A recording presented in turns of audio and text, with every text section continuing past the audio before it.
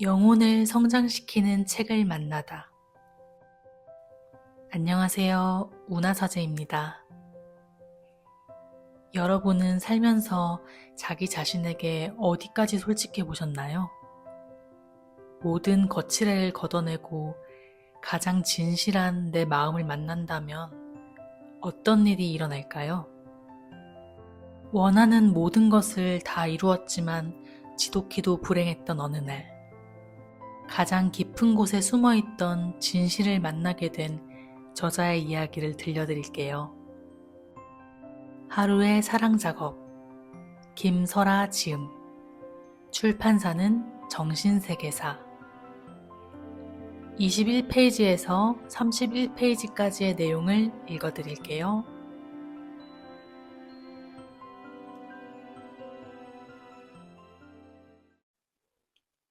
빛을 들고 어둠 속으로. 삶이라는 건 어떤 일이 일어나서 행복해지는 게 아니었어요. 일상에서 내가 만나는 사람들을 사랑할 수 없으면 나는 행복해질 수 없다는 걸 알았습니다.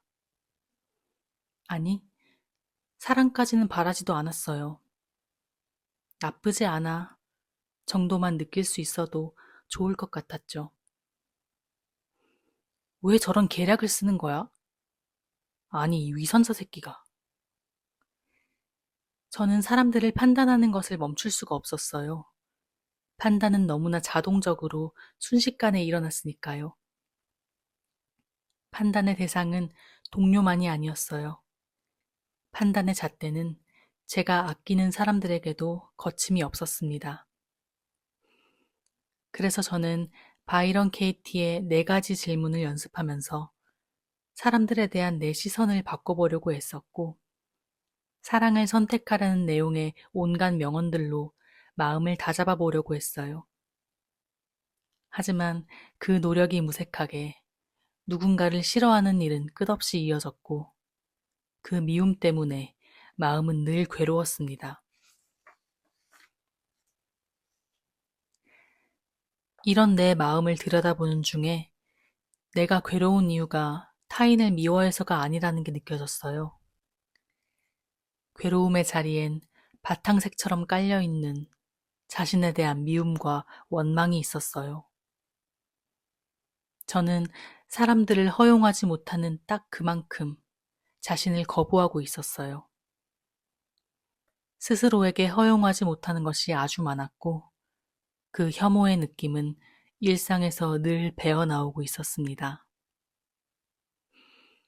세상은 내가 나에 대해 갖고 있는 관념을 그대로 보여주는 거울이다. 수많은 책에서 본 이 말의 의미를 이제야 알 것 같았어요.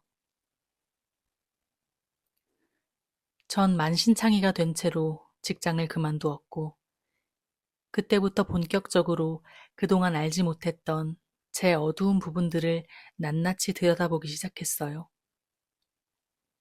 늘 느끼고 있었으면서도 똑바로 바라본 적 없는 내 어두운 부분들. 어디서부터 시작되었고 왜 시작되었는지 도무지 알 수 없는 어떤 수치심, 죄책감, 절망감 같은 것들을요. 그런 것들은 평소에 사람들을 대하는 제 태도에 무의식적으로 묻어나다가 특정한 순간엔 분노와 비난이 되어 튀어나오곤 했습니다. 이건 저에게 없던 부분이 새롭게 생겨난 게 아니라 아주 오래전부터 내 안에 있었지만 똑바로 보지 않았던 부분들을 발견한 것이었어요. 무의식. 제가 그때까지 간과하고 있었던 건 이 무의식이었어요. 키보드에 어떤 얼룩이 배어 있는데 계속 찝찝해 하면서도 그걸 없는 척하며 제대로 바라보지 않을 때가 있잖아요.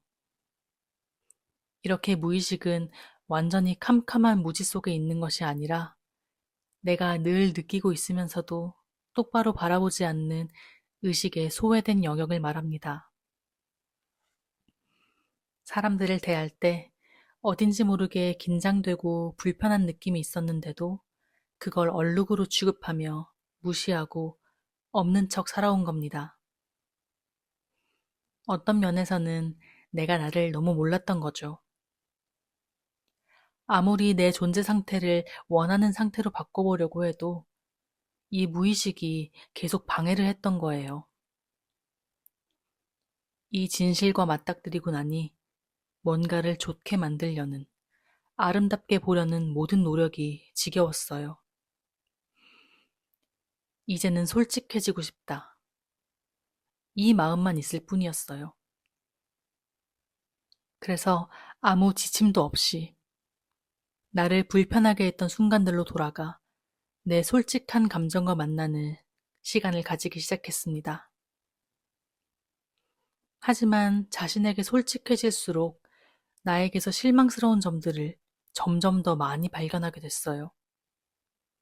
예를 들면 저는 제 소망이 이런 건 줄 알았거든요. 나는 사람들을 행복하게 해주는 글을 쓰고 싶어. 뭔가 이 세상을 지금보다 더 아름답게 만들 만한 일을 하고 싶어.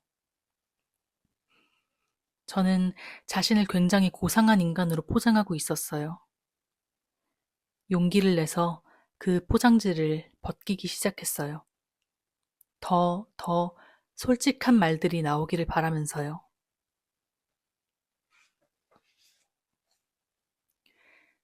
진짜 네가 원하는 게 뭔지 말해봐.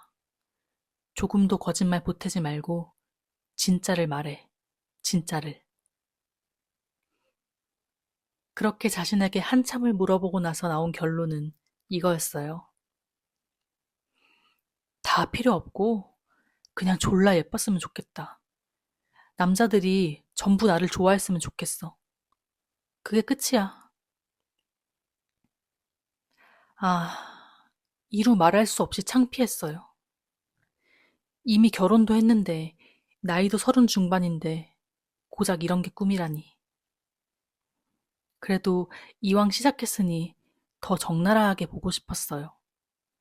더 구체적으로 말해달라고 했더니 이런 대답이 돌아왔어요. 내가 원하는 건 엄청 예뻐지는 거야. 근데 꾸미고 고쳐서 예쁜 거 말고 애초에 태어날 때부터 예뻐야 해. 노력해서 예뻐지는 건 소용없어. 그래서 태어날 때부터 세상 남자들 사랑을 다 받는 게 내 꿈이야. 그런데 애초에 난 엄청 예쁘지가 않지.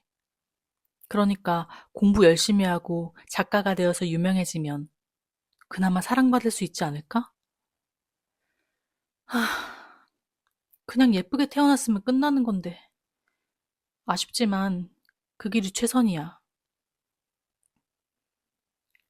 그동안 꿈이라고 말했던 고상한 것들이 전부 다 예뻐져서 남자들의 사랑을 독차지하고 싶은 마음을 대체하려고 만들어낸 거였다니.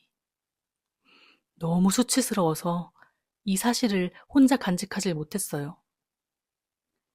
심하게 창피할 때는 오히려 친구들에게 말해서 비웃음이라도 사야 마음이 편한 법이거든요. 그래서 저는 믿을 만한 친구한테 처음으로 솔직하게 이 이야기를 했어요. 나 말이야, 내가 진짜 원하는 게 뭔지 알았어. 그게 뭐냐면 엄청나게 예뻐지는 거야. 근데 고치고 꾸며서 예쁜 거 말고 애초에 태어날 때부터 예쁜 거 말이야. 그래서 세상 남자들 사랑 다 받는 게 내 꿈이었더라. 그동안 꿈이라고 말했던 세상을 더 좋은 곳으로 만들고 싶다는 그 고상한 것들이 다 이걸 대체하려고 만들어낸 거였어.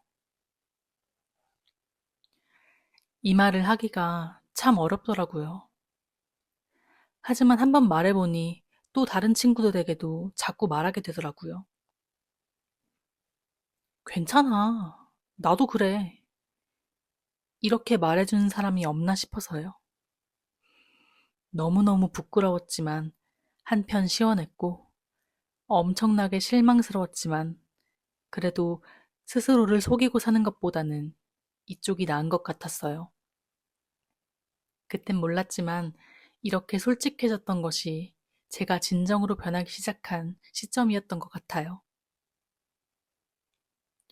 하지만 전 또 하나의 새로운 상황과 맞닥뜨려야 했어요. 내 안의 열등감과 외로움, 그리고 사랑받고 싶은 마음을 직면하긴 했는데 이렇게 발견한 느낌들을 어떤 식으로 대해야 하는지, 새롭게 알게 된 내 바람들을 어떻게 해야 하는지 전혀 알 수가 없었거든요. 마치 미로를 헤매는 것처럼 답답해서 마음은 점점 더 힘들어졌어요. 저는 그 바람 이면의 진짜 속마음을 아직 볼 수 없었어요. 실망은 그냥 실망이었고, 제 솔직한 바람이 수치스러울 뿐이었어요.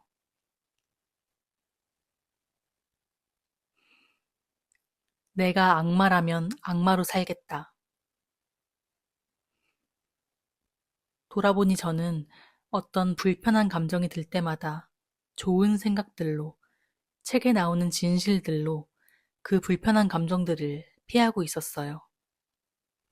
사람이 미울 때는 모든 사람은 신이 내게 보내주신 천사야 라는 말로 그 미움을 덮었고, 외로울 때는 우리는 모두 하나다, 우리는 사랑이다 라는 말로 외로움을 덮었어요. 하지만 그런 아름다운 말들로 도저히 덮을 수 없도록 너무나 극심하게 미운 사람들이 무더기로 나타났어요. 처음엔 하던 대로 생각과 감정을 통제해서 긍정적인 것으로 바꾸려고 했지만 좋은 말들을 떠올리는 것 자체가 역겨워질 정도로 지쳐버렸어요. 뭐가 뭔지 모르겠지만 또다시 마음을 조작하며 살고 싶진 않았어요. 하지만 마음을 있는 그대로 들여다보기가 두려웠어요.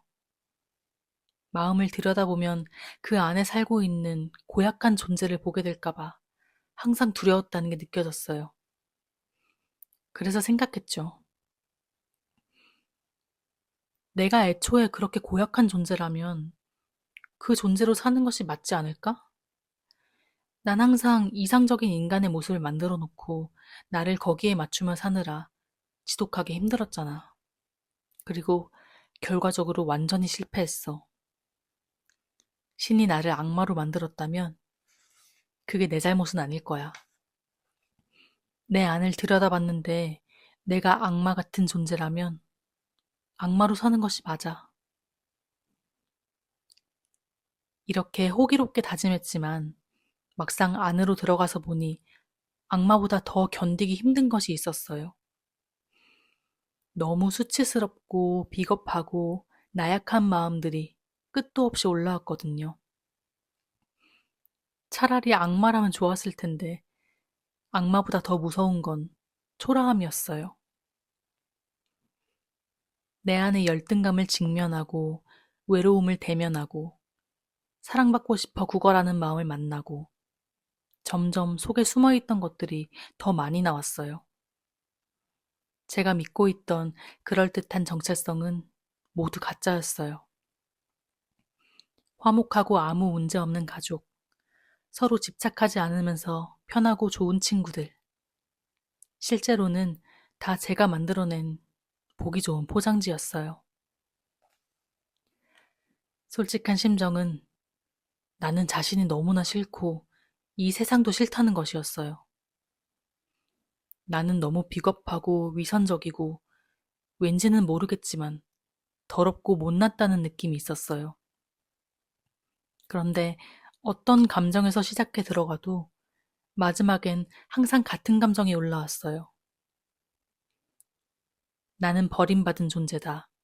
나는 애초에 잘못된 존재다. 라는 느낌이었죠. 저는 제 솔직함의 끝이 예뻐져서 남자들에게 사랑받는 게 꿈인 나를 발견한 거라고 생각했어요. 하지만 그 뿌리에도 나는 사랑받지 못할 존재, 애초에 뭔가 잘못돼서 버림받은 존재라는 느낌이 있었어요. 내면을 관찰한 결과 제가 얻은 것은 이것이었습니다. 신은 나를 버렸어. 그 이유를 나는 알 수 없어. 하지만 그건 분명 내 존재에 어떤 문제가 있기 때문일 거야. 나는 그 문제를 바로잡아야 하는데 그건 내 존재에 관한 거라서 나에겐 그걸 고칠 능력이 없어. 그렇다면 난 타고나길 신의 사랑을 받는 사람인 것처럼 나 자신을 가장하는 수밖에 없어. 나는 본래 사랑스러운 사람인 것처럼 행동할 거야. 그렇게 하면 다시 신의 선택을 받을 수 있을지도 몰라. 굉장히 추상적이고 종교적인 느낌을 주지만 이것이 내 어둠의 뿌리였습니다. 내면에서 나는 왜 그 사랑이 나에게서 사라졌는지 알 수 없어서 울고 있는 어린아이였던 것입니다. 그 아이는 분명 자기에게 어떤 문제가 있다고 믿고 있었어요. 하지만 그 문제는 내 존재의 본질적인 부분이라서 결코 고칠 수 없을 거라는 절망감에 빠져 있었어요. 그래서 선택받은 사람들, 사랑스러운 사람들을 따라하면서 나를 변화시키려고 매일 애를 쓰며 살아온 거죠. 내 존재가 애초에 잘못되었다는 깊은 상처는 일상에서 만나는 모든 자잘한 불편함, 괴로움들과 이어져 있었습니다.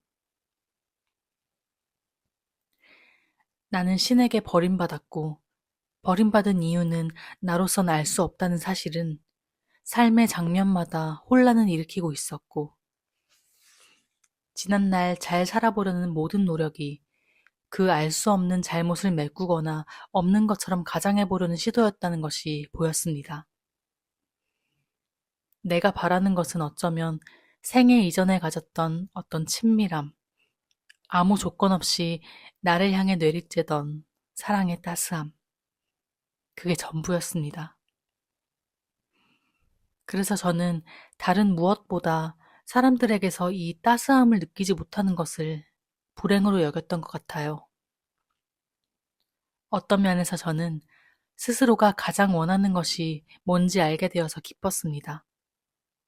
하지만 그것을 어떻게 얻을 수 있는지 더욱 알 수 없게 되어 혼란스러웠죠. 어쨌든 이 솔직한 내면을 발견한 이상 더는 나를 가장하려는 미봉책에 따라 살아갈 수 없었습니다. 분명히 답은 자기를 사랑하는 데 있는 것 같았어요. 이런 어둠을 포함해서 나 자신을 있는 그대로 사랑할 수 있다면 얼마나 쉬운 답이에요. 자기를 사랑하면 되는 건데, 오직 내 손에 달린 건데. 하지만 그걸 어떻게 하는 건지 도무지 모르겠다는 생각이 들었어요. 한창 혼란스럽던 무렵에 데이비드 호킨스의 놓아버림이라는 책을 읽게 됐습니다. 이 책은 지금까지 봐온 책들과는 다른 방향을 제시하고 있었어요. 보통은 내가 겪기 싫은 어떤 것에서 의식을 거두라고 하잖아요. 원하지 않는 것에는 아예 의식을 주지 말라고. 그런데 이 책은 부정적인 감정들을 똑바로 보고 그걸 있는 그대로 다 경험하라고 했어요. 무력함이나 분노, 슬픔처럼 우리가 피하려는 감정들을 있는 그대로 느끼고 놓아버리라는 내용이었죠. 찾아보니 이런 비슷한 내용의 책들이 꽤 많았어요. 저는 조금 자신감을 찾았어요. 아, 내가 이 모든 어둠을 솔직하게 바라보게 된 건 굉장히 좋은 거구나. 더 이걸 피하려 하지 말고 똑바로 바라봐야겠다. 그렇게 안심하고 저는 좀 더 제 어둠 속으로 마음 놓고 들어가 볼 수 있게 되었어요. 그렇게 저는 본격적으로 내면의 어둠을 탐사하기 시작했어요. 뭐랄까, 그건 매번 이중적인 감정을 갖게 했는데, 오래 묵은 상처를 발견할 때마다 그걸 발견했다는 기쁨과 함께 그 상처가 주는 괴로움을 느껴야 했어요. 하지만 어떤 면에서는 비로소 스스로에게 솔직해졌다는 홀가분함이 있었습니다. 오늘 들려드릴 내용은 여기까지입니다. 들어주셔서 감사합니다. 행복한 하루 보내세요. 지금까지 운하서재였습니다. 다음에 또 만나요.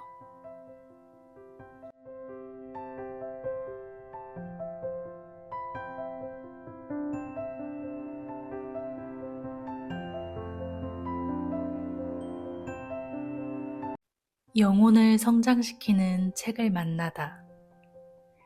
안녕하세요. 운하서재입니다. 여러분은 우리가 마음의 세계에 살고 있다는 것을 알고 계신가요? 우리의 현실은 우리 내면을 비추는 거울이고 이원성과 상대성으로 이루어진 세상입니다. 이것을 이해하면 나와 타인을, 이 세상을, 이 우주 삼라만상의 원리와 법칙을 이해하게 됩니다. 오늘 내용에서는 이것을 어렵지 않게 아주 자세히 다루고 있어요. 정말 중요한 내용이니 마음에 와닿을 때까지 반복해서 들어보세요. 하루의 사랑 작업. 김설아 지음. 출판사는 정신세계사. 78페이지부터 92페이지까지의 내용을 읽어드릴게요.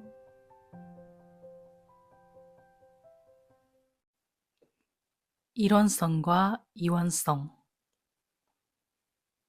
무의식에는 어떤 마음들이 억압되어 있을까요? 왜 우리는 있는 그대로를 의식해서 체험하지 못하고 무의식이라는 어두운 영역에 내 마음들을 가두게 되었을까요? 사랑 작업을 하는 과정에서 헤매지 않으려면 우리가 왜 있는 그대로에 저항하며 무의식의 영역에 마음을 버리게 되었는지를 잘 알고 있는 것이 중요합니다. 마음의 세계. 우리는 마음의 세계에 살고 있습니다. 우리가 부자가 되고 싶어 하는 건 사실 풍요로운 마음을 경험하고 싶은 것입니다. 우리가 사랑하는 연인을 만나고 싶은 건 사실은 사랑을 주고받는 마음을 경험하고 싶은 것입니다. 어떤 경험, 어떤 물질적인 결과물을 얻고 싶어 하는 것처럼 생각하지만 사실 우리가 원하는 건 항상 어떤 마음의 상태인 거예요. 그런데 시크릿은 말합니다. 내가 원하는 마음의 상태를 내면에서 성취하면 현실에서도 그와 같은 일이 일어난다고요. 우리는 환호하며 이제 나는 내 마음만 책임지면 되겠구나. 내 마음만 내가 원하는 상태로 만들면 되겠구나 합니다. 그런데 문제는 내 마음이 내 마음대로 되지 않는다는 것입니다. 항상 사랑을 받고 사랑을 주는 상태에 있고 싶은데 불쑥 미운 마음, 심지어 공격하고 없애버리고 싶은 마음까지 올라오니까요. 풍요의 마음도 마찬가지입니다. 나는 이미 풍요롭다는 마음을 유지하기만 하면 되는데 재정적으로 작은 어려움만 만나도 결핍감이 마음을 꽉 채우게 되죠. 시크릿, 긍정확언 등을 열심히 해보신 분들은 아무리 노력해도 내가 원하지 않는 감정들이 계속해서 올라온다는 걸 경험으로 알고 있을 거예요. 결코 내가 원하는 감정만을 유지할 수가 없다는 것을요. 그러면 그런 자기 자신을 미워하고 더 나아가 혐오까지 하게 되는 악순환이 시작됩니다. 어디가 문제였는지 보이시나요?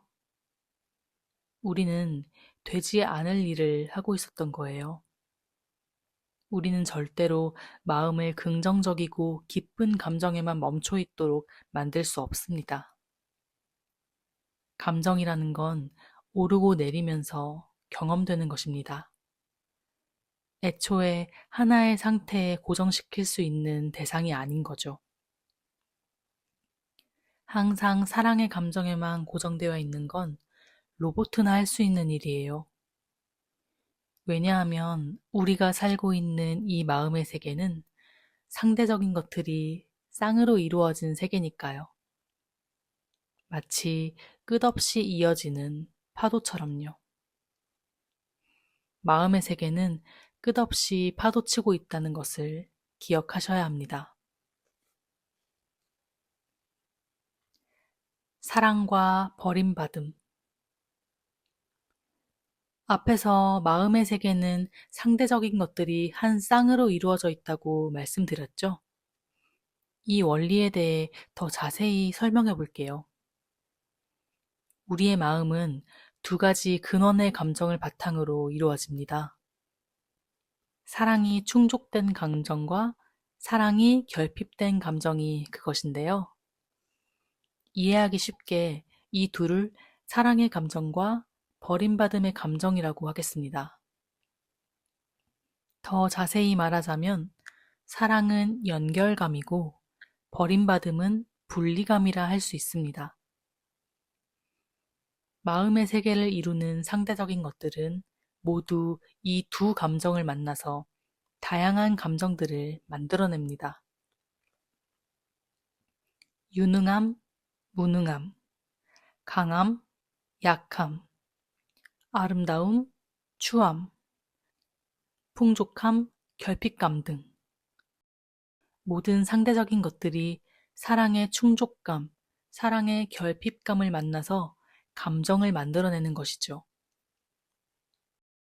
유능해서 사랑받는 감정, 무능해서 버림받은 감정, 강해서 사랑받는 감정, 약해서 버림받는 감정, 아름다워서 사랑받는 감정, 추해서 버림받은 감정 등등.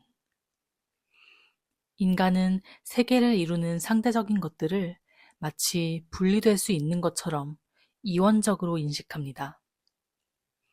유능함은 무능함과 외따로 분리해서 단독으로 경험할 수 있는 것으로 착각하죠. 그래서 유능함은 좋은 것이니 사랑하고 무능함은 나쁜 것이라 여기며 버립니다. 유능함과 무능함은 인생에서 파도처럼 교차하며 경험되는 것인데도 우리는 유능한 순간엔 유능해서 사랑과 인정을 받는다고 느끼고 무능한 순간엔 무능해서 버림받는다고 아파합니다. 근원의 두 감정인 사랑이 충족된 감정과 사랑이 결핍된 감정 또한 파도의 한 쌍이며 단독으로 경험할 수 없는 것임에도 인간은 사랑이 충족된 감정만을 느끼려고 애쓰면서 사랑이 결핍된, 버림받는 느낌은 절대 느끼지 않으려고 저항합니다. 이런 모든 집착, 즉, 한 쌍의 마음에서 한 면만 가지려는 집착은 마치 높은 파도에 매달려 물결의 흐름을 거스르는 모습이라 할 수 있습니다. 사랑만을 경험한다. 풍요만을 경험한다. 기쁨만을 경험한다는 것은 불가능한 일입니다. 만약 이 둘 중 어느 하나를 부정하고 거부한다면 그 짝인 반대의 마음도 경험할 수 없게 됩니다. 사랑받지 못하는 감정을 없애버리고 절대 경험하지 않으려고 거부하면 사랑의 마음도 경험할 수 없게 됩니다. 마찬가지로 부자의 마음만 남기고 가난의 마음을 버리려 하면 부자의 마음조차 느낄 수 없게 되는 것이죠. 우리가 찾는 모든 것은 내면에 있다. 그렇다면 우리가 찾아 헤매는 진정한 사랑은 어디 있는 것일까요? 버림받은 감정과 짝을 이루며 파도치고 있는 사랑의 감정이 아닌 진정한 사랑은 어디에서 찾아야 할까요? 이 답을 찾기 위해 먼저 바다와 파도 이야기를 해보겠습니다. 예로부터 현자들은 일원성과 이원성에 대해 가르칠 때 바다와 파도의 비유를 들어 설명했습니다. 깊은 바다를 한번 떠올려 볼까요? 바다가 바닷물로 가득하듯이 우리의 근원인 깊은 바다는 근원의 에너지인 빛으로 충만합니다. 우리가 이끌리는 사랑, 풍요, 생명력이 이 에너지의 속성이며 깊은 바다는 충만한 사랑과 풍요, 생명 그 자체입니다. 사실 사랑을 포함하여 우리가 찾아 헤매고 있는 모든 것은 이 근원의 바다가 지닌 속성입니다. 이 바다의 표면에는 에너지의 파도가 넘실대고 있습니다. 이 파도가 일어나는 표면이 바로 마음의 영역입니다. 파도와 바다가 모두 같은 물로 이루어져 있듯 마음의 파도 역시 바다를 이루는 근원의 빛 에너지로 만들어집니다.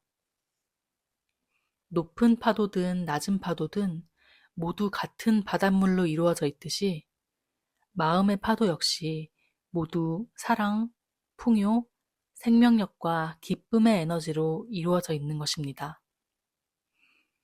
깊은 바다는 동요가 없습니다. 하지만 표면의 파도는 언제나 요동칩니다. 바다가 변함없는 절대성의 영역이라면 파도는 높고 낮음이 있는 상대성의 영역입니다. 이 넓은 바다에서 작은 물방울 하나가 튀어오른 것, 이것이 우리의 개체성입니다. 우리는 하나의 개체 의식으로 독립되어 나오면서 마음의 파도를 경험하게 됩니다. 전체 바다에 속해 있던 의식의 작은 물방울이 독립된 개체로 자기 자신을 체험하려고 할 때, 이 작은 물방울이 나라는 자의식을 지니고 마음의 파도를 경험하기 시작할 때 어떤 오해가 시작됩니다. 작은 물방울인 나는 끝없이 파도치는 이 마음의 세계에서 파도가 높아지면 그것을 사랑이 충만한 것, 풍요로운 것, 기쁘고 생명력이 넘치는 것으로 경험하고 파도가 낮아지면 그것을 사랑과 풍요가 결핍된 것, 슬프고 무기력한 것으로 경험하게 되었습니다. 이것은 언뜻 보면 자연스러운 흐름으로 보입니다. 바닷물이 높이 솟아오르면 에너지가 충만한 것으로 보일 수 있고, 바닷물이 추락하면 에너지가 소멸하는 것으로 보일 수 있으니까요. 하지만 중요한 점은 높은 파도도 낮은 파도도 여전히 같은 바닷물이라는 것입니다. 높은 마음, 낮은 마음, 그 모두가 같은 에너지를 지닌 것이며 그것의 형태만 끝없이 변하고 있는 것이죠. 우리의 참된 본성, 만물을 이루는 근원의 에너지는 변함없이 파도치고 있고 절대로 사라지지 않습니다. 반면 이 에너지의 높낮이나 형태의 변화가 끝없이 일어나는 파도의 영역은 놀이의 영역이고 환상의 영역입니다. 예를 들어 우리는 에너지가 높을 때는 마치 사랑으로 충만한 듯한 환상을, 에너지가 낮을 때는 사랑을 잃어버리는 듯한 환상을 체험합니다. 하지만 그것을 체험하는 작은 자아의 의식 그 자체도 여전히 근원의 에너지인 사랑 그 자체입니다. 아무것도 잃어버리지 않습니다. 단지 자기 자신인 사랑으로 충만해졌다가 다시 사랑을 잃어버리는 듯한 파도의 놀이를 체험하고 있을 뿐입니다. 그런데 이 물방울이 자신이 바다 자체임을 잊고 놀이에 함몰되었을 때는 이 환상을 실제라고 오해하게 됩니다. 높은 파도를 경험할 때는 아, 내가 이런 높은 존재구나. 나는 사랑받을 만한 존재야. 나는 풍요로운 존재야. 라고 생각합니다. 반대로 낮은 파도를 경험할 때는 나는 버림받은 존재야. 나는 아무것도 받을 자격이 없는 부족한 존재야. 라고 생각하는 거죠. 모든 것이 일시적인 경험이고 느낌인 것을 잊어버리는 것입니다. 그래서 낮은 파도를 경험하는 것을 두려워하며 어떻게든 높은 파도에 매달리려고 집착하거나 낮은 파도의 물결에 저항하려고 애를 쓰기 시작합니다. 파도의 높고 낮음은 동전의 양면처럼 붙어 있는 하나의 짝이고 상대적인 것일 뿐입니다. 그런데 우리는 그 높고 낮음의 한 면에는 집착하고 다른 면은 두려워하면서 이 상대적인 것을 둘로 나누어진 것, 이원적인 것으로 인식하게 되었습니다. 이원성의 세계는 환상이다. 이렇게 마음의 세상은 상대적인 곳이고 인간은 이 상대적인 것들을 이원적으로 인식합니다. 이원성으로 만들어진 마음의 세상에서 자기 자신을 홀로 분리되었다고 믿고 있는 존재가 바로 우리입니다. 그리고 이 분리의 환상을 믿고 있는 작은 자아를 우리는 에고라고 부릅니다. 그렇기 때문에 에고 역시도 하나의 환상인 것이죠. 홀로 분리된 존재, 이 몸을 경계로 하여 세상과 구분되는 독립된 존재가 나라고 믿는 이상 우리는 에고와 나 자신을 동일시하고 있는 것입니다. 우리가 이 사실을 이해하면 에고는 없어져야 할 것이 아니라 분명한 필요에 의해 만들어진 존재임을 알 수 있습니다. 이 분리가 없으면 우리는 하나임을 체험할 수 없으니까요. 혼자 분리되는 것이 뭔지를 느낄 수 있어야 하나됨도 느낄 수 있습니다. 버림받음을 느낄 수 있어야 사랑의 감정도 느낄 수 있고, 가난의 느낌을 느낄 수 있어야 풍요의 느낌도 체험할 수 있어요. 자, 그런데 여기서 문제가 생깁니다.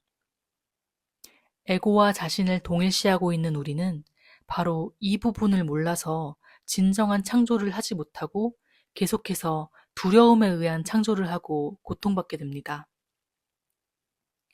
가장 큰 실수는 이 마음의 세상에서는 사랑 또한 하나의 감정이라는 사실을 모르는 것입니다. 다시 얘기할게요. 이원성으로 이루어진 이 마음의 세계 자체가 환상, 허상입니다. 이 마음의 세계 속에서 창조된 분리감만 허상인 게 아닙니다. 이 마음의 세계 속에 창조된 사랑 또한 허상입니다. 다시 말해, 우리가 알고 있는 사랑의 마음, 버림받음의 마음은 결코 붙잡거나 소유할 수 없는 하나의 감정, 하나의 파도일 뿐이라는 것입니다. 상대의 개념을 가지고 있는 이원성 속에 있는 이 모든 것들이 다 허상이라는 것이죠. 그런데 에고는 이것을 착각합니다. 사랑의 감정을 진정한 사랑이라고 착각하고 부자가 된 감정을 진정한 풍요라고 착각합니다. 이것들은 상대 개념과 딱 붙어 있는 짝으로서 어느 날에는 있고 또 어느 날에는 사라지는 하나의 감정일 뿐입니다. 사랑의 감정은 결코 붙잡아서 소유할 수 있는 것이 아니에요. 오른 만큼 내려가는 파도처럼 사랑의 감정은 그걸 느낀 만큼 반드시 버림받는 분리감을 느끼게 합니다. 에고는 이 감정들이 실제하는 것, 진정한 것, 영원히 지속 가능한 것, 완전히 소유하여 내 정체성으로 삼을 수 있는 것이라 믿습니다. 그 마음이 진정한 것이고 실제하는 것이라고 믿으면 반드시 그것을 가져야 하고 그 반대의 것은 반드시 버려야 합니다. 여기서 에고에 집착이 생겨나며 우리는 이렇게 상대적인 쌍의 낮은 면들을 무의식에 버리게 되는 것입니다. 사랑의 허상을 진짜 사랑이라고 믿고 있는 에고로서는 사랑의 감정을 최대한 많이 얻고 반대인 분리감은 최대한 버리는 것이 행복해지는 최선의 길일 수밖에 없습니다.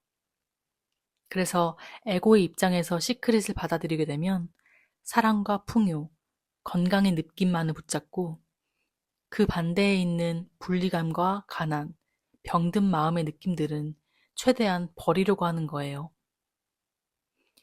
이 이원성의 세상에서 절반만을 가지려고 하는 마음, 그것이 에고의 마음입니다. 이 모든 감정이 체험을 위한 장난감인 것을 모르고 완전히 짝인 둘을 반으로 갈라버리려고 시도하고 있는 거예요. 에고의 창조법. 이원성에 갇힌 에고가 원하는 것을 창조하려 할 때는 어떤 일이 일어날까요? 에고는 마치 자신에게는 버림받는 두려움, 버림받을 것 같은 불안이 없는 것처럼 가장하면서 오직 사랑을 주고받는 감정만 경험하려고 합니다. 우리의 의식에서 사랑을 주고받는 것만 경험하려 하고 버림받음의 두려운 마음은 완전히 거부하고 버릴 때 그 버려진 마음은 우리가 의식하기를 거부했기 때문에 우리의 무의식으로 들어가 자리합니다. 에고가 사랑의 감정에만 집착할수록 그만큼의 크기로 버림받음의 감정에 저항하며 집착하고 있는 것입니다. 우리의 현실은 내 내면의 반영이기에 내가 무의식에 버린 마음은 그대로 현실에 나타납니다. 내 연인과 오직 사랑만 주고받으려 하고 미움이나 헤어짐에 대한 두려움, 불안함은 다 안 느끼고 버리려 할 때 결국 그 사랑조차 느낄 수 없는 것이 되어버리고 내가 느끼지 않고 버린 미움, 두려움, 불안함을 모두 일으킬 만한 사건이 현실에 일어나는 것입니다. 부자가 되려고 집착할수록 가난의 감정을 느끼지 않겠다는 집착도 큰 것입니다. 그 저항하는 마음은 우리의 무의식에 자리하게 되고 외부는 내면의 반영이라는 원칙에 따라 그 가난의 마음 역시 현실화됩니다. 에고의 창조는 항상 이런 식으로 이루어집니다. 원하는 일도 창조하지만 그 반대의 것도 동시에 창조하는 것이죠. 마주하기를 두려워하면서 무의식에 버린 것들이 오히려 그 두려움의 힘에 의해 현실로 창조되는 거예요. 이것을 두려움에 의한 창조라고 부를 수 있습니다. 대부분의 사람들은 이런 노력들로 자신의 삶을 만들어 갑니다. 이원성의 한쪽을 얻기 위해 노력하고 그 반대쪽은 피하기 위해 애쓰는 삶의 방식을 자기도 모르게 선택하고 있는 거죠. 이것은 마치 높은 파도에만 매달려 낮은 파도는 절대 경험하지 않으려고 파도의 흐름을 온 힘을 다해 가로막고 있는 모습과 같습니다. 우리는 높고 낮음을 반복하며 흐르는 자연의 순리를 절대로 가로막을 수 없어요. 막으면 막을수록 더 큰 파도가 삶을 집어삼킬 뿐입니다. 이런 저항의 삶은 이 상대성의 세상에 창조된 본래의 목적과는 한참 다른 것입니다. 우리가 풍요로운 삶을 경험하고 싶다고 꿈꾸면서 결핍의 감정은 느끼지 않고 계속 버리기만 하면 할수록 그만큼 깊이 가난의 그림을 무의식에 새기고 있는 것입니다. 가난의 감정이 허상인 만큼 풍요의 감정도 허상입니다. 이들은 모두 장난감입니다. 이 감정의 파도를 허락해야만 삶은 살아있는 것이 됩니다. 누군가를 사랑하면 그 사람과 멀어질까봐 두려움을 느끼는 순간이 분명히 있습니다. 멀어지는 아픔을 전혀 의식하지 않고 사랑의 감정을 느낄 수는 없거든요.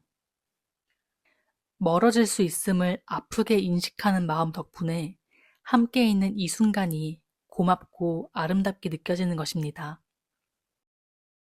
매번 우리는 이상적인 인간의 모습을 마음속에 그리고 그 반대가 되는 형편없는 인간의 모습은 마음에서 버립니다.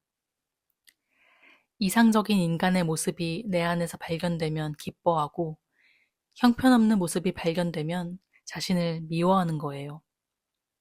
그리고 더욱 형편없는 모습을 없애고 바꾸어 이상적인 인간으로 거듭나려 하죠. 이런 노력 역시 오직 좋은 감정, 즉, 사랑의 감정만을 경험하려는 에고의 노력입니다. 사랑의 감정과 조건 없는 사랑. 자, 이제 긴 얘기를 거쳐 질문에 답을 해보겠습니다. 우리가 찾아 헤매는 진정한 사랑은 어디 있는 것일까요? 사랑의 감정이 아닌 진정한 사랑은 어디에서 찾아야 할까요? 사랑의 감정이 사랑이 결핍된 감정, 즉, 버림받은 감정과 때려야 뗄 수 없는 한 쌍을 이루는 파도라면, 진정한 사랑은 이 두 감정을 차별 없이 껴안는 조건 없는 수용의 바다라고 할 수 있습니다. 에고는 사랑의 감정만을 좋은 것이라고 믿으면서 미워하는 감정은 나쁜 것이라고 버립니다. 하지만 진정한 사랑은 사랑의 감정뿐만 아니라 미워하는 감정도, 가난의 아픈 마음도 끌어안습니다. 어떤 것도 나쁘다고 버리지 않습니다. 이 세상을 창조한 사랑은 이 모든 감정이 체험을 위해 만들어진 허상임을 알고 있습니다. 그 사랑은 이원성 너머에 있고 그것은 파도를 껴안는 바다의 모습과 같습니다. 바다는 항상 요동치는 이원성의 파도 전체를 인정하고 허용하고 받아들입니다.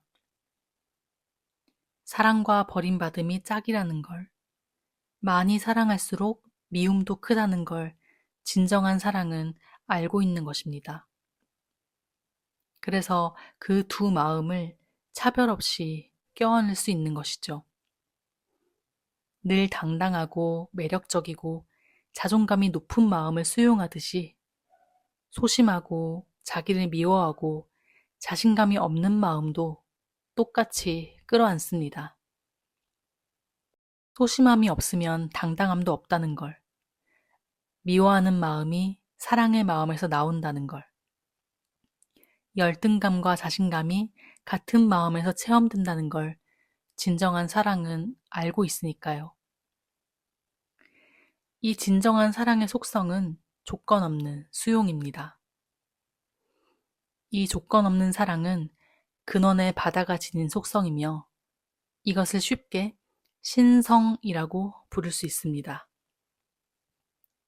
이 사랑은 인간의 마음이 사랑의 감정에서 버림받음으로, 버림받음에서 사랑의 감정으로 움직이는 것을 허용합니다. 그것이 이 체험의 세상이 만들어진 목적 중 하나이기도 하니까요. 그렇다면 사랑의 감정이 아닌 진정한 사랑으로 창조하는 것은 어떻게 하는 것일까요? 우리는 먼저 이 세상의 상대성을 인정하고 받아들여야 합니다. 우리가 좋은 감정, 나쁜 감정이라고 판단하고 구분한 모든 감정, 그 모든 마음이 사실은 자기 자신인 사랑을 체험으로 알기 위해 만들어진 장난감이라는 걸 알아야 합니다. 이것을 알아야만 모든 감정을 올라오는 대로 경험하고 흘려보낼 수 있습니다. 계속해서 이것을 연습하면 에고와 나를 동일시하던 습관에서 조건 없는 사랑과 나를 동일시하는 관점으로 전환할 수 있게 됩니다. 이원성을 인정하고 받아들이는 과정을 통해 역설적으로 이원성을 넘어서는 것이죠. 이렇게 우리는 우리의 무의식에 자리한 감정적 상처들을 정화하게 됩니다. 에고가 나쁘다고 판단한 감정들은 우리를 통과해가지 못하고 경험되지 못한 채로 우리의 몸에서 느껴질 만큼 무의식에 축적되어 있습니다. 이원성의 세상에서 자연스럽게 흘러야 할 감정이 반만 인정하고 반은 버리는 에고의 습관에 의해 정체되고 누적되어 가슴이 막혀버린 것이죠. 가슴을 열라는 말은 이 이원성을 받아들이라는 말입니다. 무의식의 상처들을 풀어내는 과정을 통해 우리는 점차 가슴을 열게 되고 이 상대성의 파도를 허용하여 흐르게 할 때 살아있음을 느끼게 됩니다.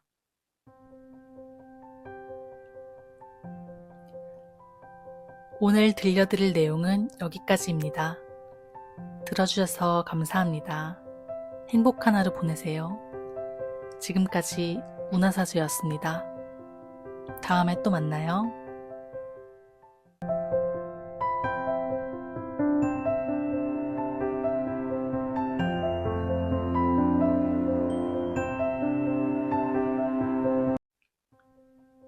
영혼을 성장시키는 책을 만나다. 안녕하세요. 운하서재입니다. 지난 영상에서는 일원성과 이원성을 바다와 파도에 비유하며 이원성에 갇힌 에고가 현실을 창조하는 원리에 대해 알려주는 부분을 들려드렸죠. 오늘은 이원성을 넘어서 조건 없는 사랑으로 현실을 창조하는 법에 대한 내용을 읽어드릴게요. 지난 영상과 이어지는 내용이니 이전 영상을 안 보신 분들은 꼭 보고 오셔야 이해가 잘 됩니다. 하루의 사랑 작업. 김설아 짐. 출판사는 정신세계사. 92페이지에서 98페이지까지의 내용을 읽어드릴게요. 사랑의 창조법. 그렇다면 사랑의 창조는 무엇이고 에고의 창조법과는 어떻게 다른 걸까요? 우리는 조건 없는 사랑으로부터 분리되어 나온 존재들입니다. 엄밀히 말하면 분리된 적이 없지만 분리된 듯한 환상을 체험하는 것이죠. 조건 없는 사랑의 신성은 우주의 근원 에너지입니다. 만물은 이 에너지로부터 만들어집니다. 앞서 바다로 표현했던 이 근원 에너지는 사랑, 풍요, 생명력, 창조성을 지닙니다. 나무 한 그루를 키워내는 우주의 생명력을 보면 이 신성의 속성을 알 수 있습니다.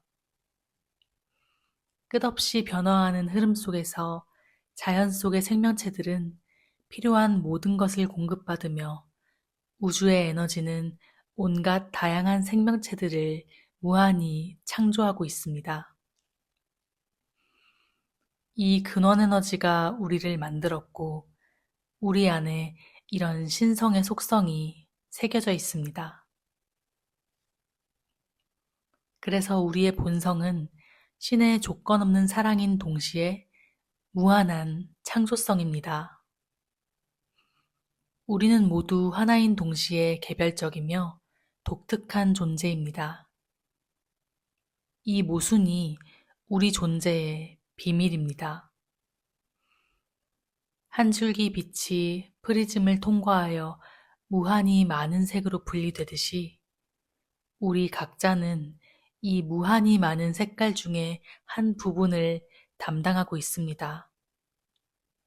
그러면서도 동시에 모두와 연결된 하나의 빛이기도 한 것이죠.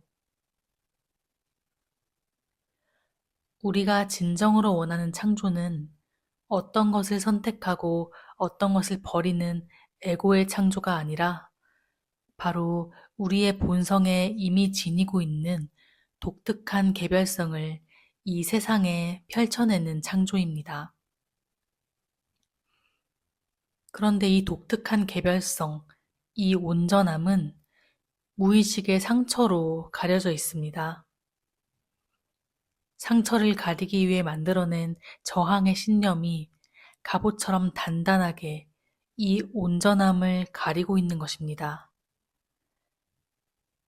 무의식의 상처들이 치유된다는 것은 상처를 가리기 위해 입었던 거짓 신념의 갑옷을 벗는다는 의미입니다. 그러면 우리의 온전함을 덧싸고 있던 거짓들이 사라지며 가슴이 열립니다. 이때 우리의 온전한 개별성이 내면으로부터 현실로 펼쳐지게 됩니다.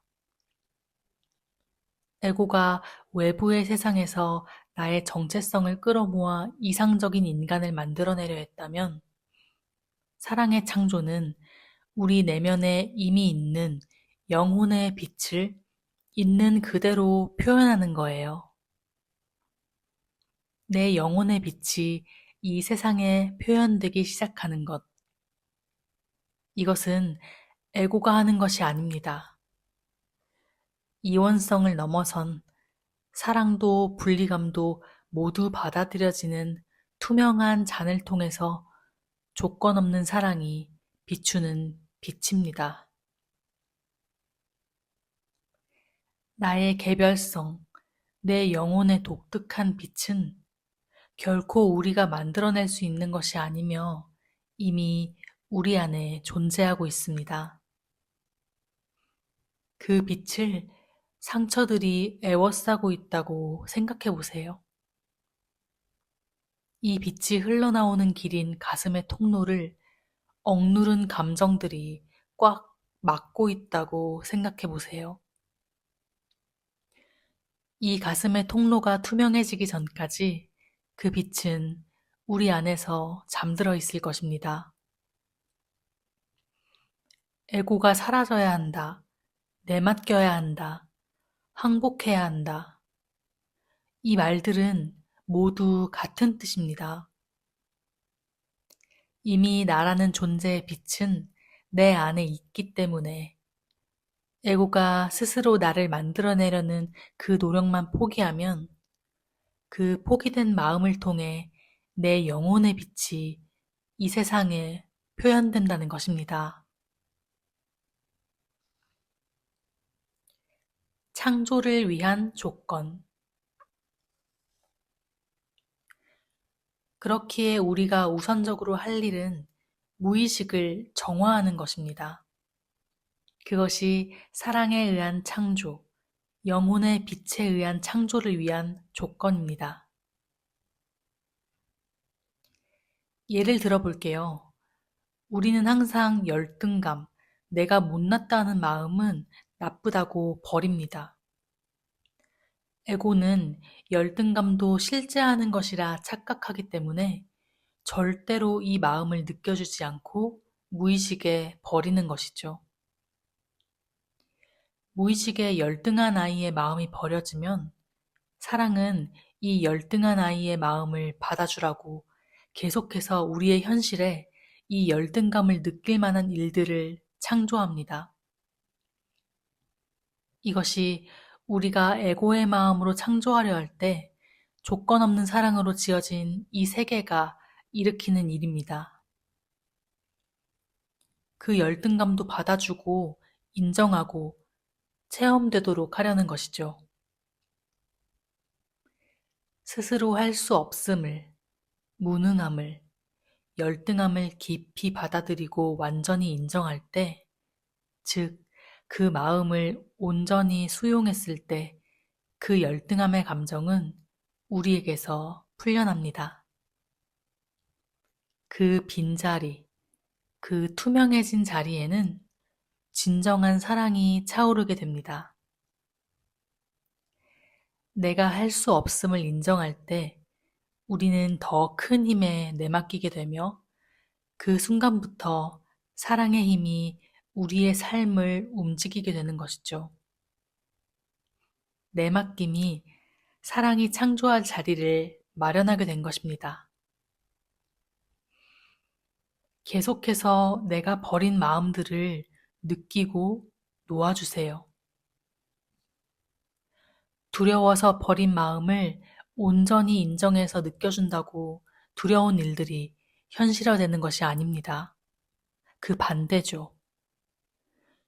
두려운 마음을 안 느껴주고 버리고 회피하면 그 두려운 마음들은 무의식에 남아서 버려진 마음의 아픔을 보라고 현실에 아픈 일들을 만들어낼 테니까요. 우리가 사랑으로 투명해질 때. 이제 정리해 볼게요. 우리가 무의식을 정화할 때 우리는 조건 없는 사랑에 자신을 동일시하게 됩니다. 그러면 두 가지 양상의 창조가 일어납니다. 한 가지는 우리가 나쁘다고 버린 마음들을 조건 없는 사랑으로 껴안으면 그 버려진 마음은 현실로 창조되지 않습니다. 가난한 마음의 아픔을 충분히 받아들이고 허용하면 그 가난함을 인정하라고 현실에서 가난한 일이 창조되는 일이 없어지는 것이죠. 가난한 마음의 아픔을 수용하면 나는 가난한 존재다 라는 거짓이 놓아지고 가난함은 하나의 느낌으로 돌아갑니다. 그냥 쓸 수 있는 하나의 물감이 되는 것이죠. 이 물감이 있어야만 풍요로움의 감정도 쓸 수 있습니다. 두 번째는 우리의 개별적인 영혼의 빛이 현실에 표현되는 창조입니다. 이원성의 마음을 충분히 허용하면 모든 마음이 물감처럼 자유롭게 쓸 수 있는 장난감 같은 것임을 알게 됩니다. 이때 우리는 에고의 두려움으로 창조하지 않습니다. 더 이상 방어하고 저항하지 않으며 삶을 향해 가슴을 활짝 열어놓습니다. 그 열린 가슴을 통해 흐르는 건 감정의 파도만이 아닙니다. 우리 내면에 본래 가지고 있는 독특한 영혼의 빛이 이 열린 가슴, 이 투명한 통로를 통과하여 삶에 표현되기 시작하는 것이죠. 모든 눈송이가 자기만의 모양을 가진 것처럼 우리 영혼이 가진 독특한 빛이 세상으로 표현될 길을 찾게 됩니다. 바다에서 나온 하나의 물줄기가 강이 되고 호수가 되고 폭포가 되고 연못이 되는 것처럼 우리는 하나이면서 다른 고유한 존재입니다. 우리는 하나의 사랑에서 뻗어나온 한 조각 한 조각의 작품입니다. 바로 이런 개별적인 창조성을 이 세상에 표현해 보려는 열망이 우리 모두에게 내재해 있습니다. 이것은 에고가 하는 것이 아닙니다. 내 힘으로 하는 것이 아닙니다. 어디서 얻어내고 구해야만 하는 것이 아닙니다. 우리가 사랑으로 투명해질 때 이 투명한 창을 통해 실제하는 사랑의 빛이 들어오게 되는 것입니다.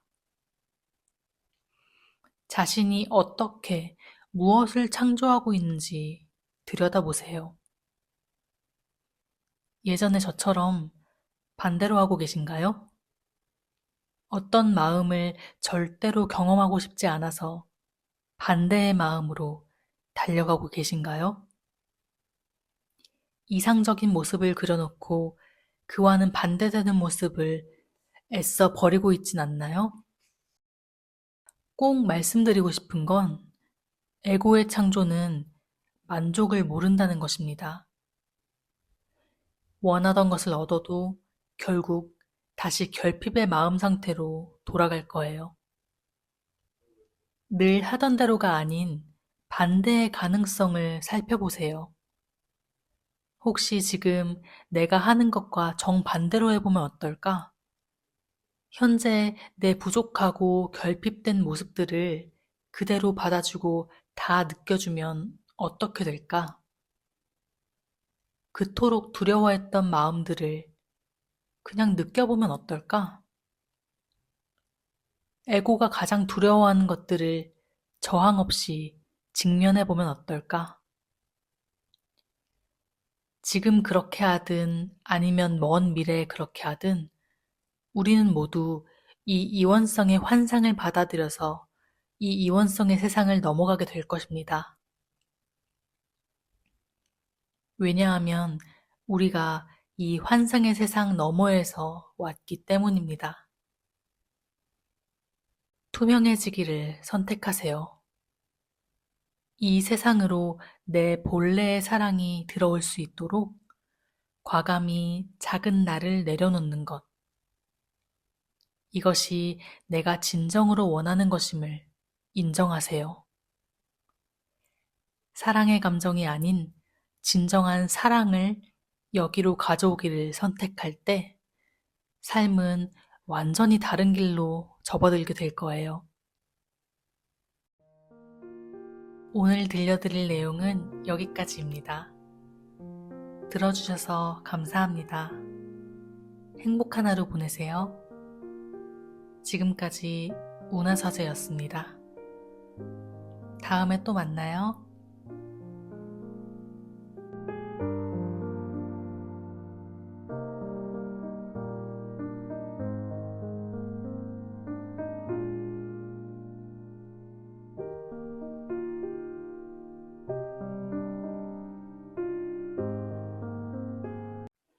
영혼을 성장시키는 책을 만나다.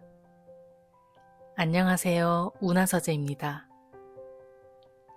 여러분은 스스로를 사랑하시나요? 자기 자신을 사랑하기. 가장 쉬운 것 같지만 또 가장 어려운 일인 것 같아요. 자기를 사랑해야 하는 건 알겠는데 뭘 어떻게 해야 하는지 막막하기도 하죠. 오늘 들려드릴 내용에서는 사랑 작업의 3가지 원칙을 통해 자기 사랑을 시작하는 법을 알려주는 부분입니다. 하루의 사랑 작업. 김설아 지음. 출판사는 정신세계사.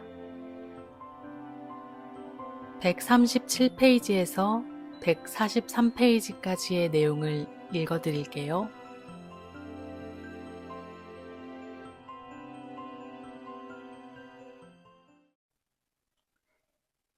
사랑 작업을 소개합니다.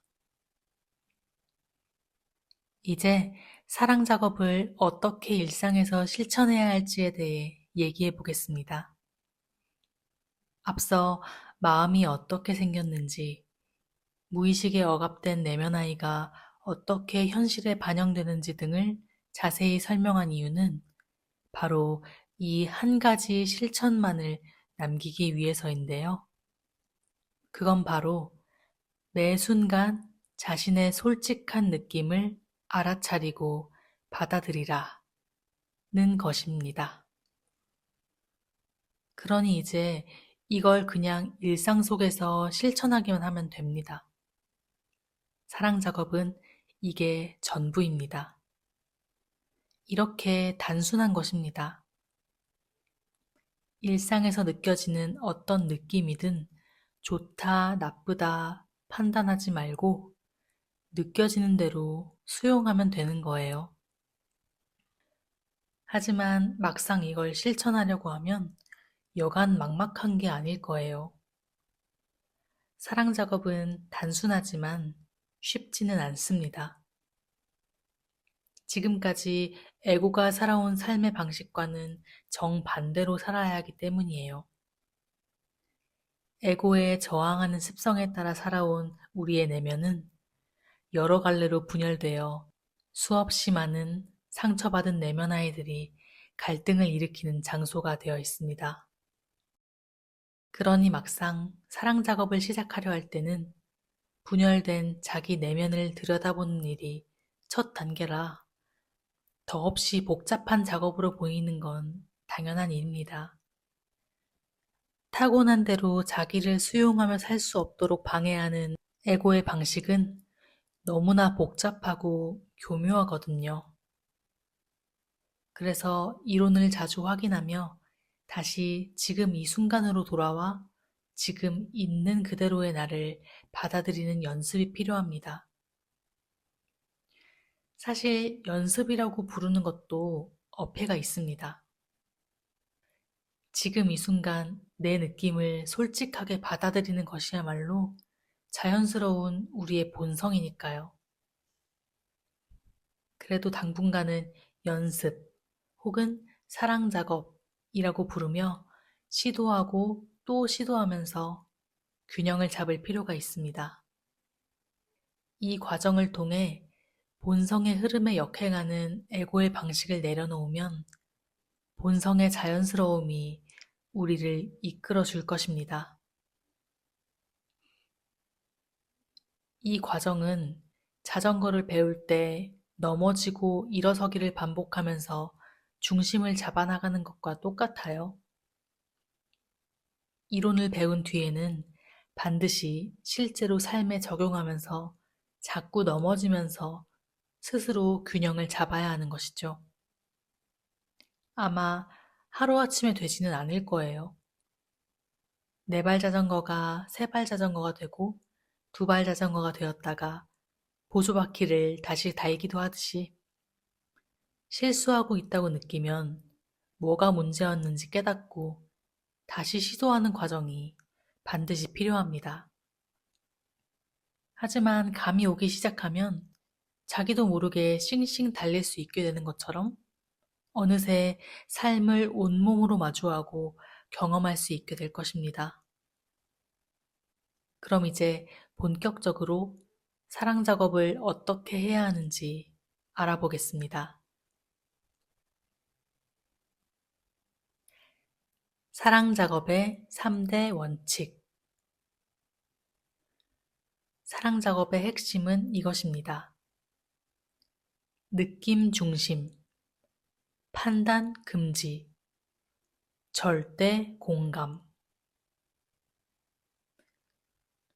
우주는 조건 없는 사랑으로 가득 차 있고 우리의 내면 아이들은 그 사랑을 만나고 싶지만 에고는 이 아이들을 좋은 아이와 나쁜 아이로 나누어 좋은 아이는 꽉 붙들고 나쁜 아이는 없애려 하고 피하려고 합니다.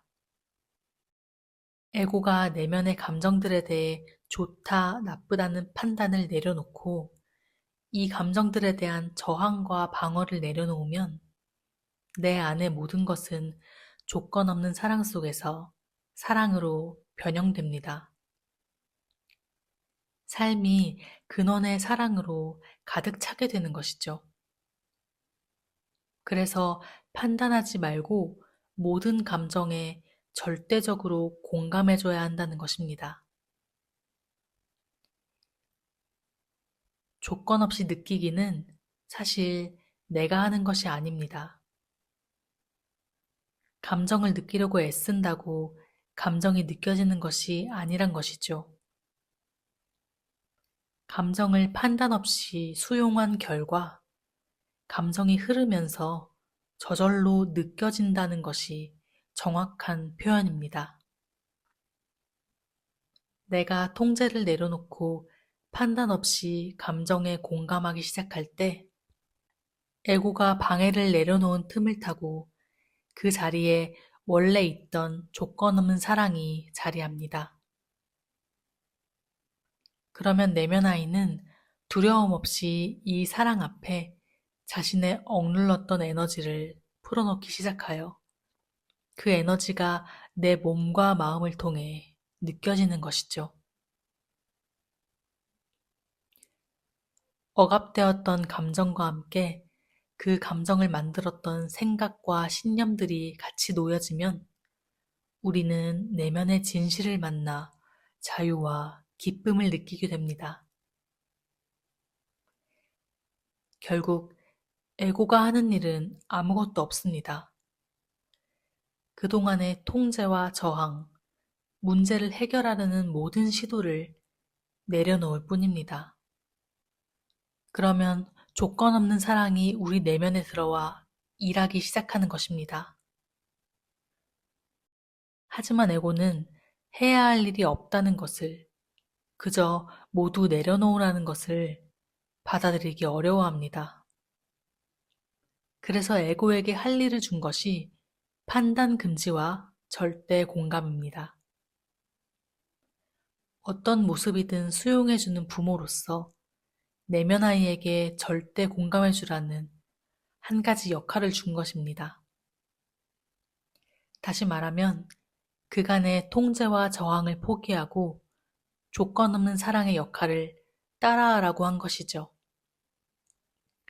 사랑 작업은 결국 내가 하려는 마음을 포기하는 것이며 그 과정에서 모든 감정을 조건 없이 느끼게 되는 필연적인 결과를 낳게 되는 것입니다.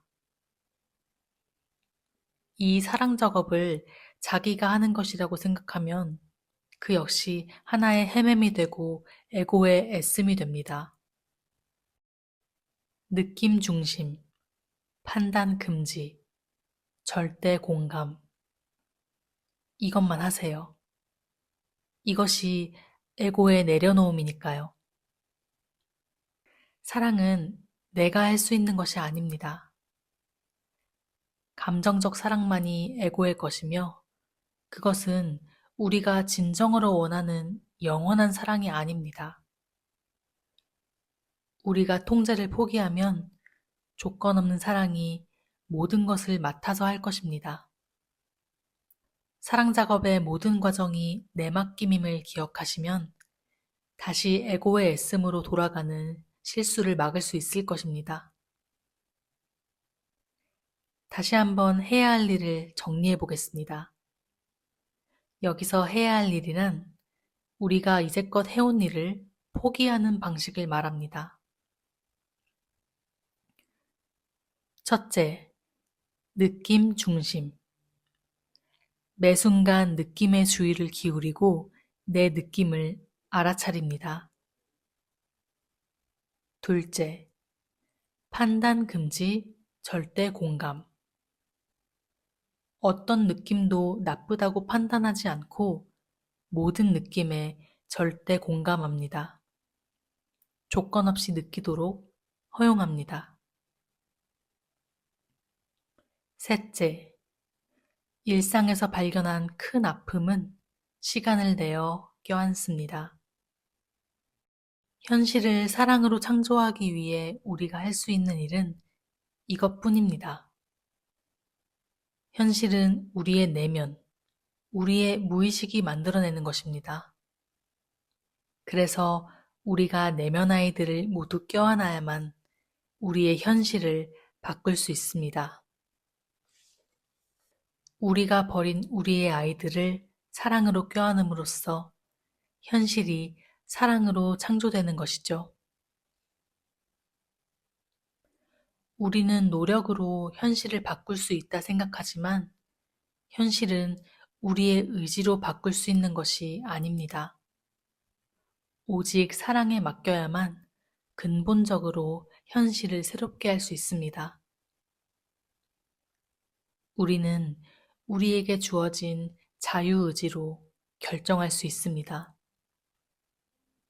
내 안의 아이들을 사랑할 것인가, 버릴 것인가? 이 질문은 여러 가지 버전으로 얘기할 수 있습니다. 내 내면의 반영인 지금 이 현실을 받아들일 것인가, 거부할 것인가? 지금 이 순간 에고의 통제를 내려놓을 것인가, 계속해서 통제할 것인가? 문제 없음을 인정할 것인가, 문제를 해결하기 위해 나설 것인가? 지금 느껴지는 이 느낌에 공감할 것인가, 무시할 것인가? 지금 이 순간 사랑을 허용할 것인가, 거부할 것인가? 조건 없는 사랑에 내맡길 것인가, 내가 할 것인가? 사랑 작업은 항상 전자를 선택할 것을 제안합니다. 사랑 작업을 하는 가운데 우리는 현실에서 만나는 모든 것이 내 내면 아이임을 알게 되며 나를 불편하게 하는 감정은 내가 나쁘다고 판단하여 무의식에 버린 아이임을 깨닫게 됩니다. 우리가 현실에서 만나는 모든 이들이 내 내면 아이를 비춰주고 있음을 알아본다면 우리는 누구를 만날 때나 에고의 판단을 내려놓고 조건 없는 사랑을 그 자리에 가져오고 싶을 것입니다. 다시 한번 말씀드리지만 이것은 우리의 자연스러운 본성이며 우리가 이미 알고 있는 삶의 방식입니다. 이 자연스러움을 회복하면 우리는 우리의 본성인 사랑으로 돌아가 이 삶에 우리 자신인 것을 표현하고 창조할 수 있을 것입니다. 오늘 들려드릴 내용은 여기까지입니다. 들어주셔서 감사합니다. 행복한 하루 보내세요. 지금까지 운하사제였습니다. 다음에 또 만나요.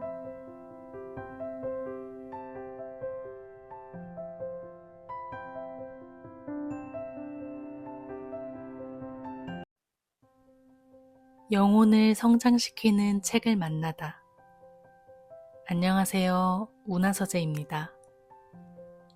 여러분, 아무 조건 없이 있는 그대로의 나를 사랑하기가 왜 힘들까요? 그건 바로 이 자기 사랑마저 지금의 나를 바꾸고 나의 결핍을 채우려는 수단으로 삼기 때문일지도 몰라요. 그러면 도대체 뭘 어쩌라는 걸까요? 이번 영상에서는 자기 사랑의 올바른 방향성에 대해서 저자가 제시하는 부분을 읽어볼게요. 하루의 사랑 작업. 김설아 지음. 출판사는 정신세계사. 217페이지에서 224페이지까지의 내용을 읽어드립니다.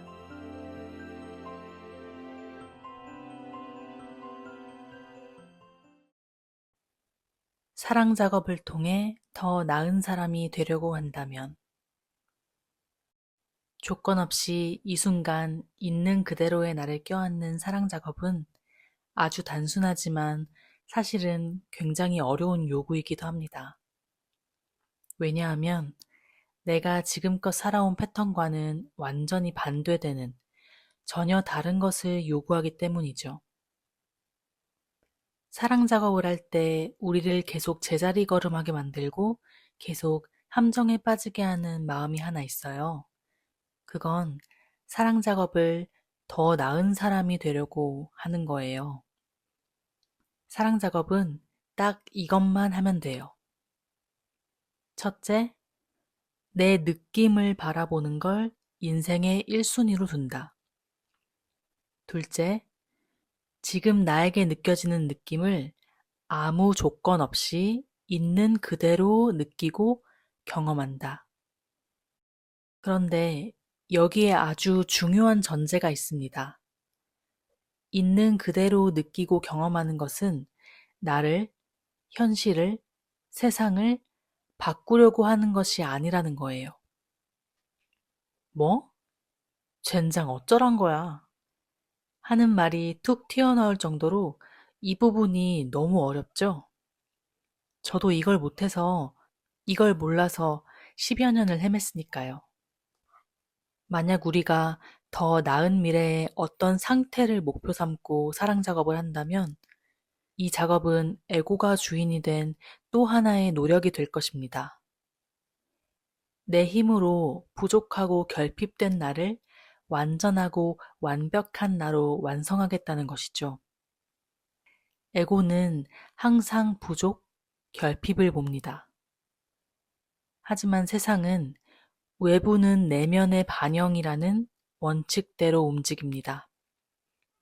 그렇기에 어떤 내면 작업을 하든 어떤 수행을 하든 현실은 최초의 전제에 따라 내 부족하고 결핍된 모습을 계속해서 반영해주게 됩니다.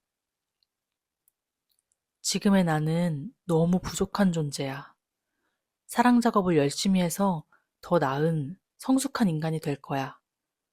라고 한다면 위에서 제가 말한 두 번째, 있는 그대로 느끼고 경험하기를 제대로 할 수가 없습니다. 애초에 지금의 나란 존재를 바꾸고 변형시키기 위해 시작한 것이기 때문에 바꾸거나 변하게 하지 않고 나 자신을 있는 그대로 느끼기가 불가능해지는 것이죠. 물론 끊임없이 사랑 작업을 연습하면서 서서히 감을 잡아갈 수도 있습니다. 한 번이라도 조건 없이 수용하는 경험을 제대로 하게 되면, 아, 내가 사랑이었구나.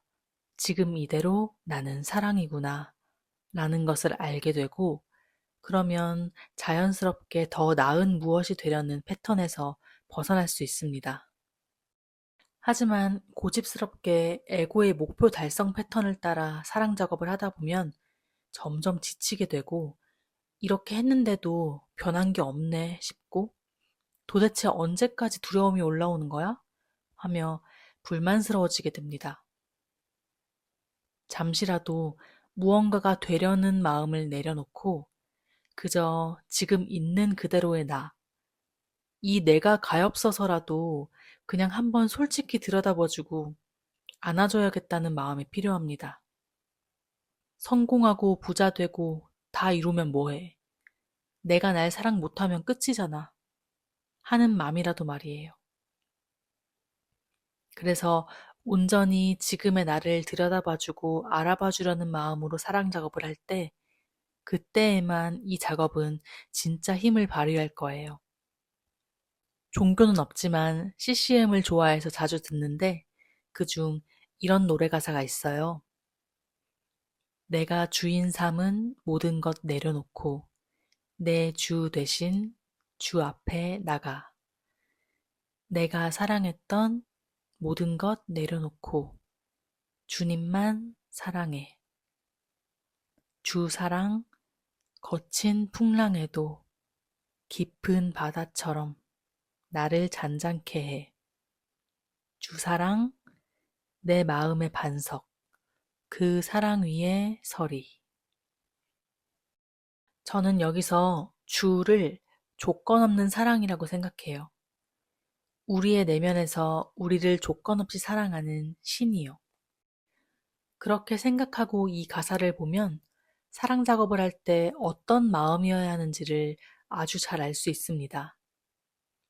내가 삶에서 주인으로 삼았던, 내가 사랑하고 원했던 모든 것을 내려놓는 것이 시작입니다. 지금까지 내가 주인으로 삼았던 것들은 부족하고 모자란 나를 채워줄 것으로 여겼던 돈과 성공, 명예, 인정 같은 것들입니다. 하지만 내가 나 자신을 결핍된 존재로 여기고 사랑하지 않을 때 그것들은 나의 주인이 되고 나는 그것의 노예가 되어 살아가게 됩니다. 내가 사랑하고 원했던 것들 역시 마찬가지입니다. 지금의 부족하고 모자란 나를 채워주리라 믿었던 대상들이죠. 그것들은 내가 나를 온전히 사랑하지 못한다는 증거였을 뿐입니다. 사랑 작업의 시작에 우리는 이것들을 내려놓습니다. 그리고 오직 조건 없는 사랑만을 바라고 구하는 것입니다. 조건 없는 사랑을 우리가 주인으로 삼으면 그것은 우리를 노예로 만들지 않습니다. 사랑은 우리에게 삶의 주인 자리를 되돌려줍니다. 그 사랑은 삶의 어떤 풍랑이 일어도 나를 흔들리지 않게 지켜줍니다.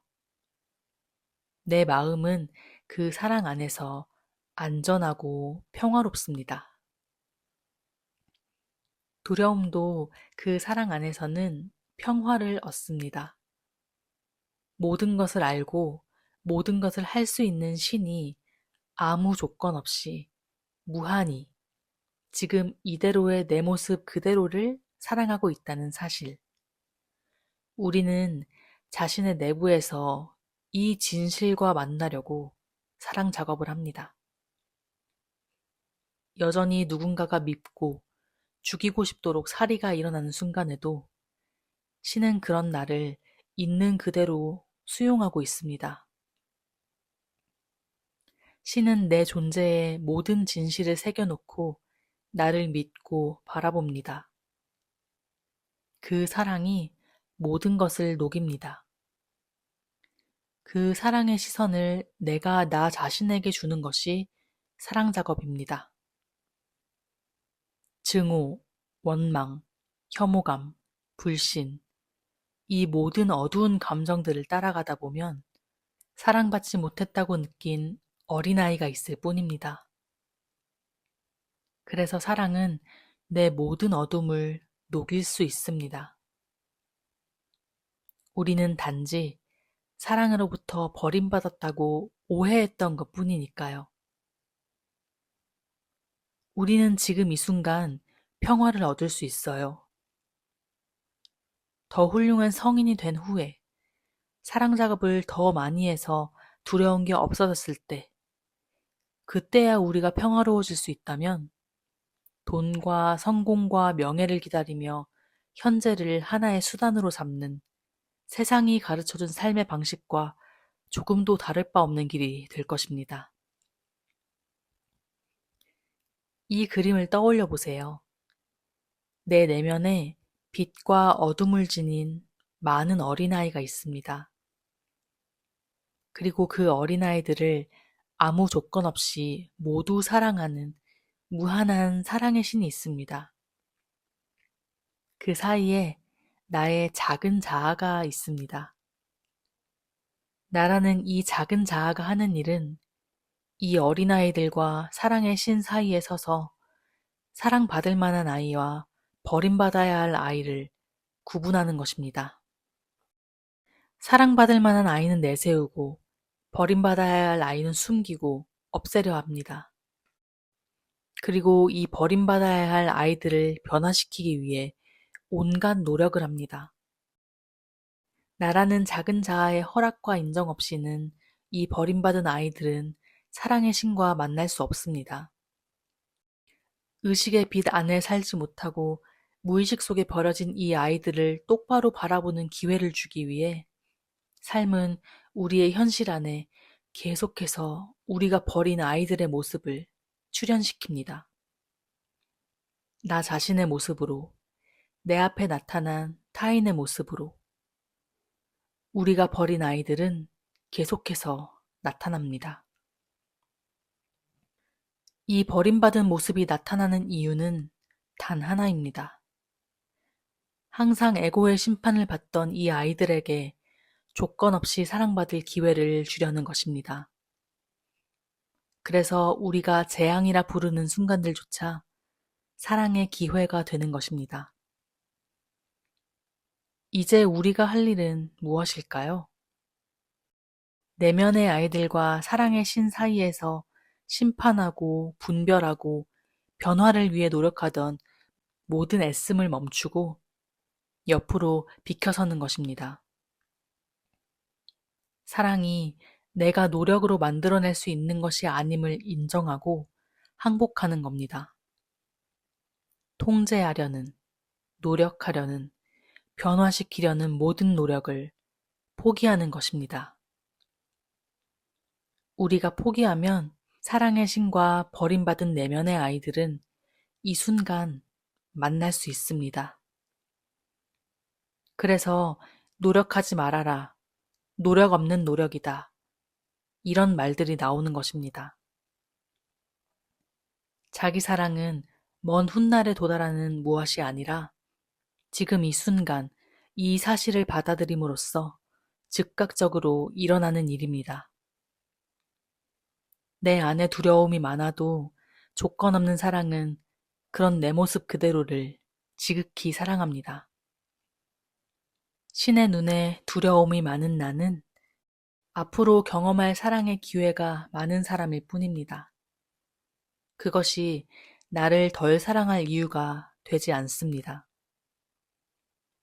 우리가 이 순간에 편안한 마음으로 사랑을 향해 완전히 가슴을 열지 못하는 이유는 너무 자주 실망해왔기 때문입니다. 지금 이 순간, 아, 사랑을 알았어. 난 정말 사랑받고 있어. 라고 느끼더라도 다음 순간 내가 미워하는 사람이 나타나거나 내가 두려워하는 사건이 일어나면 언제 사랑을 느꼈냐는 듯이 고통을 느끼며 역시 난 이런 인간일 뿐인데 라고 실망했던 경험이 많았던 거죠. 그러니 이 순간 사랑에 내 가슴을 다 열어놓으려다가도 난 아직 부족한 인간인 걸 알잖아. 방심하지 마. 그러다 또 실망하고 말걸? 하게 되는 겁니다. 하지만 이런 식이라면 우리는 한없이 기다리다가 현재를 잃어버릴 수밖에 없습니다. 내 안에 남아있는 두려움은 내게 남아있는 사랑의 기회입니다. 지금 사랑을 향해 내 가슴을 열고 그 사랑을 느끼고 다음 순간 두려움이 올라오면 그것을 내 사랑이 더 확장할 기회로 여기고 있는 그대로 경험하고 받아주면 됩니다. 사랑에 대해 다 아는 척 하더니 이것 봐라. 조금 싫어하는 사람만 나타나도 얼굴이 굳어지면서 무슨 사랑이야? 에고는 이런 식으로 우리의 두려움을 우리의 결핍으로 만들려 할 겁니다. 그럴 때마다 우리는 두려움이 결핍이 아닌 버림받은 아이를 사랑의 품으로 돌아오게 할 고마운 기회임을 알아봐야 합니다. 내가 주인으로 삼았던 모든 것, 내가 사랑받기 위해 세상에서 이루고자 했던 모든 것, 내가 되고자 했던 인간의 이상적인 모습, 그 모두를 내려놓고 지금 이 모습 그대로 나를 사랑하고 있는 조건 없는 사랑을 인정하는 것. 그 사랑은 내 노력과 애씀으로 얻는 것이 아니라 세상의 시작부터 나에게 주어진 것이었음을 알고 내가 만들어내는 그 어떤 것도 그보다 나은 것일 수 없음을 인정하는 것. 그것이 우리가 해나갈 사랑 작업이어야 합니다.